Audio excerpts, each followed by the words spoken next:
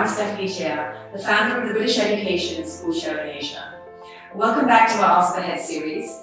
This week, we meet the head of Rugby School, Gareth Parker-Jones, and join him on a journey to discover what it's like to be an overseas student in his school. Rugby is one of the UK's oldest schools, but it certainly has not rested on its laurels. Recent developments have seen the introduction of the IB as an alternative curriculum to A-levels in the sixth form. They've also expanded overseas by opening international schools in Thailand in 2017, and soon will open the school in Japan in 2022.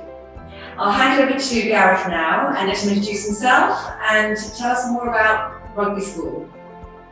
Hello, I'm Gareth Parker-Jones. I've been at Rugby School since 2015 and was privileged to become head last September.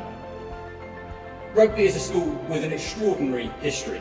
We were founded in 1567 and over the last 450 years have educated an amazing range of people, from Prime Ministers of Britain and France to explorers, scientists, adventurers, writers, artists and many, many more.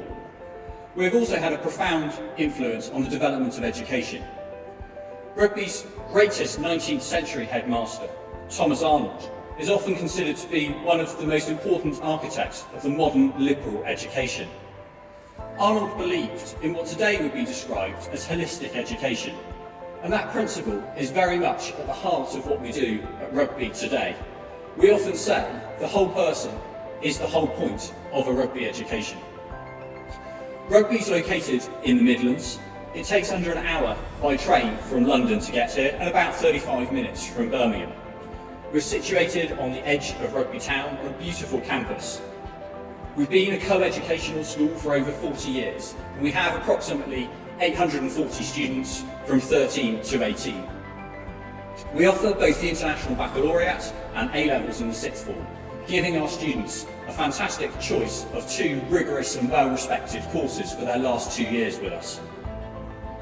At the heart of any excellent education must be academic life, and Rugby is an unashamedly academic school. We have bright girls and boys from all over the world who achieve highly. We believe our students achieve so highly because they work hard, but also because they immerse themselves in the co-curricular life of the school. We know that it is the students who throw themselves into music, drama and sport who get the most from their time at Rugby and really thrive here. In recent years, the Rugby group of schools has developed, and we are now very much an international organisation. We opened a 3 to 18 school in Thailand in 2017, and we are very excited to be opening schools in Japan in the near future. Thank you for the detailed introduction, Gareth. Can you tell us more about your international students and where they come from? Rugby has a long history of welcoming students from all over the world. A significant number of our students are the first in their family to study in the UK. But we also have students who are the third or even fourth generation of their family to attend Rugby School, particularly coming from places such as Hong Kong and Kenya, which have a long tradition with Rugby School. Approximately 20% of our students are from overseas, including a significant number of UK expat families. Gareth, what proportion of pupils are boarders? And tell us more about what life is like in your school as a boarder. The vast majority of our students are boarders. Rugby has 15 houses, with 13 houses for boarders and 2 for day students. All of our boarders are full boarders. That's really important, as it means the school does not empty at weekends. Boarding life at Rugby is busy and enjoyable. In addition to lessons, all students have at least 3 sports sessions a week, choosing from sports including rugby, hockey, basketball, tennis, badminton, rackets, and many other sports. Clubs and societies take place in the evening, and there are over 200 to choose from, so there really is something for everyone. And if there is a gap, we encourage students to start new societies. As you would expect in a full boarding school, our weekends are busy. We run a full social programme at the weekends, with house events often held on a Saturday evening or a Sunday. Particular favourites of mine are the pushcart race, when each house designs and builds a pushcart which they then race around the historic part of the school called the Close. Other house competitions include house singing, and this year's competition moved online as a result of COVID restrictions. Our students responded with energy and creativity, each house not only recording their singing but also producing a wonderful music video to accompany it. Can you please share with us how international students are helped to settle into the Rugby School community? Rugby is very much a house-based school, with each house providing a home away from home for the students within it. Our house teams play a crucial role in supporting the academic and personal development of our international students. Every house has a housemaster or a housemistress, a resident deputy, a resident matron, and 24-hour matron cover. In addition, all teachers are tutors in a boarding house. This means that each tutor group comprises about 8 or 10 students. In addition to meeting as a tutor group on a regular basis, our tutors will have lunch with their tutees on 2 or 3 occasions during the week. Crucially, they also have a one-to-one session with each of their tutees every week. And that session is so important for us to really get to know the students and to help them make good decisions about how to make the most of their time here at Rugby. The tutors and housemasters are also in regular contact with the parents of their children in the house. Our students are very welcoming and see a strong international contingent as being one of the very special features of Rugby. We have a member of the school prefect body, known as the Levee, who has particular responsibility for representing the interests of our international community.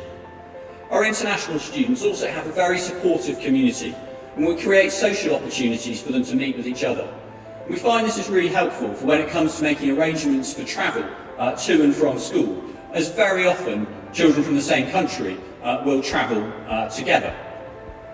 Our international students contribute a huge amount to all aspects of school life: music, sports, drama and academic. We also really value the different world views they bring to rugby.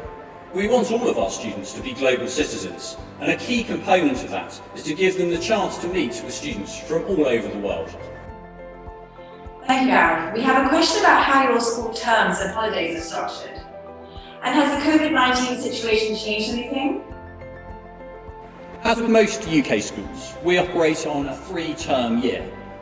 We're a full boarding school, so while the school is in session, everyone is here every weekend. We have leave-out weekends, twice each term, and for those weekends we require all students to spend them away from school, either with their guardian or with a friend from rugby.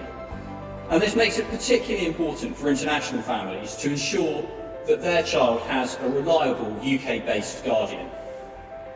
We also have half-term breaks, and these include a 2-week break in late October and week-long breaks in February and May.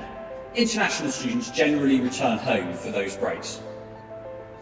COVID has changed the way we do some things. When the UK went into its first lockdown back in March, we immediately started delivering all lessons live online and recording those lessons for people in different time zones who otherwise would have struggled to access them. So we've become adept at online education when necessary.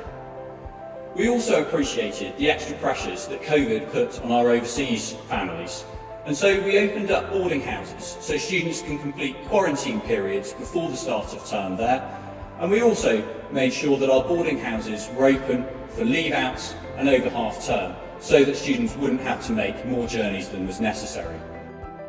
We would love to hear about what some of your overseas students have gone on to study and their eventual career paths. The majority of our international students choose to continue studying in the UK after rugby. Almost all go to leading universities, including Oxford, Cambridge and Imperial. A small but growing number head to leading US colleges, including in recent years Harvard, the University of Pennsylvania and Brown. There's certainly not a standard career path for rugbyans, but it's lovely to see our overseas students go on to thrive in a huge variety of careers, from the more traditional medicine, law and finance, to tech startups and careers in the creative industries. A particular feature of rugby are the old rugbyian or OR networks. Rugbyans are very good at staying in touch, both with each other and with the school, long after they've left. The OR communities are particularly strong in Hong Kong, Singapore and the US. In Hong Kong, for example, ORs meet every year and run their own version of a race called the Crick, which is a cross-country run which the whole school does every year here in Rugby. Gareth, to help parents understand how your school may be a good fit for their child, please can you share with us what you think is special about rugby? There are many things that make rugby special, and I really love being here. I'm going to focus on just a couple of points now though. Firstly, we really live our mantra of whole person, whole point. Our top sports sides are among the very best in the country, but there are opportunities for everybody to play. Our music, our sport, our drama are exceptional. And if you'd like to hear our choir in action, then do search for the Rugby School Choir on YouTube. Secondly, I really value the diversity of the school community. We have students from local, national and international backgrounds and from all socio-economic groups. We have a sector-leading bursary programme which enables many students to come to the school whose parents would not otherwise be able to afford the fees. I firmly believe that we all learn best when we encounter people with backgrounds that are different to our own, and rugby provides an exciting and cosmopolitan community that promotes learning in its widest and deepest sense. Thank you very much, Gareth, for sharing your own thoughts about what makes rugby special. For international families, the cosmopolitan community that you mentioned will be very appealing. It's also interesting to hear more about rugby's expansion overseas with the opening of international schools in Thailand and soon in Japan. Rugby has been coming out to Asia every year without fail to BESSA's school show, and I'm sure they'll be back to meet parents in person once the COVID situation allows. In the meantime, they have a virtual booth on BESSA Connect, which is full of videos, photos, brochures, and a direct link to the admissions office. So please do take a look. Our next episode takes us north to Scotland, where we'll meet the head of Merkiston, an all-boys school in Edinburgh, with performance sports academies in golf and tennis. Thank you for joining us, and see you next week.